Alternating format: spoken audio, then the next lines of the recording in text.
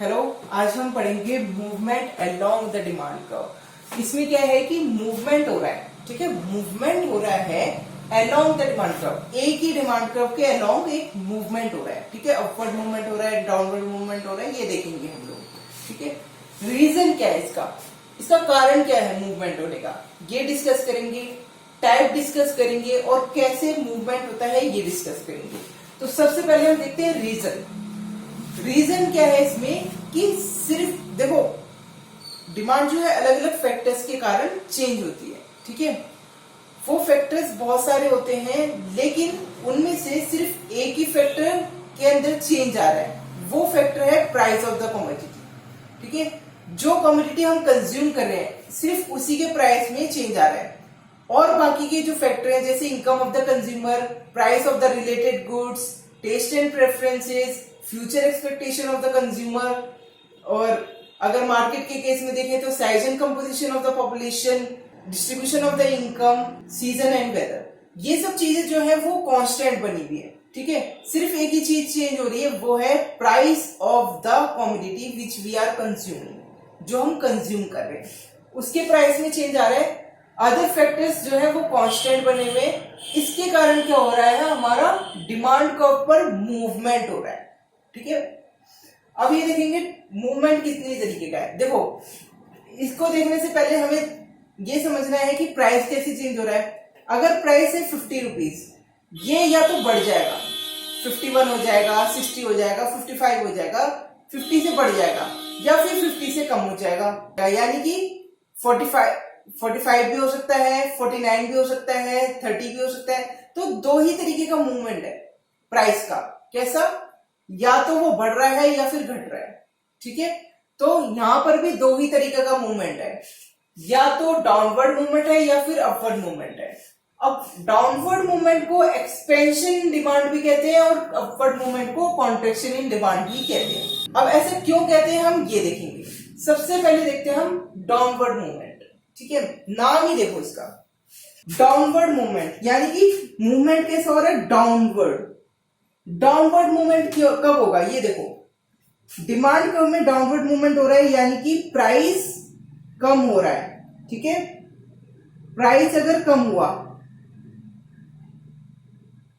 Price P से कम होकर P1 हो गया, ठीक है, तो क्वांटिटी डिमांडेड में कैसे चेंज आएगा। देखो कभी भी प्राइस चेंज होता है तो हमारा लॉ ऑफ डिमांड क्या कहता है कि अकॉर्डिंगली डिमांड भी चेंज होगा, यानी कि अगर प्राइस बढ़ गया तो डिमांड कम हो जाएगा, या फिर प्राइस कम हो गया तो डिमांड बढ़ जाएगा, ठीक है। यहां पर क्या हो रहा है, प्राइस जो है वो कम हो गया, ठीक है। प्राइस कम होने से क्या हुआ कि कंज्यूमर को लगा कि ये तो सस्ता हो गया माल, तो हम लोग खरीद लेते हैं, तो उसने क्वांटिटी डिमांडेड बढ़ा दी, Q से Q1 आ गया, ठीक है। तो क्वांटिटी डिमांडेड में क्या हुआ, एक्सपेंशन, ठीक है। तो इसको बोलेंगे हम लोग downward movement,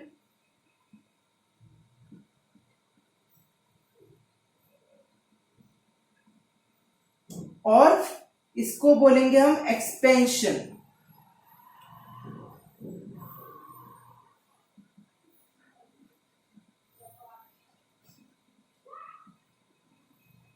expansion in demand, demand के अंदर इंक्रीज आ गया, और मूवमेंट कैसा है यहाँ पे, डिमांड के ऊपर डाउनवर्ड मूवमेंट, यानी कि प्राइस जो है कम होने के कारण डिमांड जो है वो एक्सपेंड हो गई, ठीक है।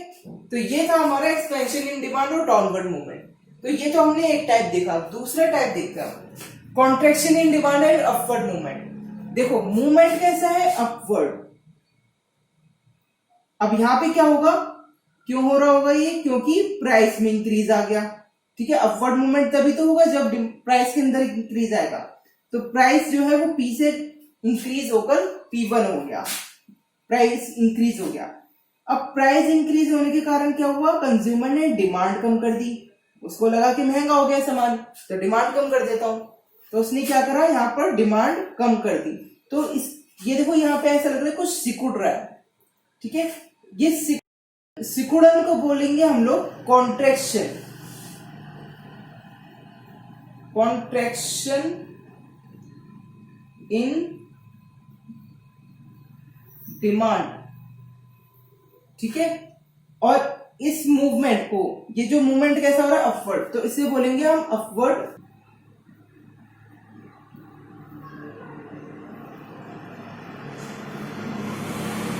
मूवमेंट, ठीक है।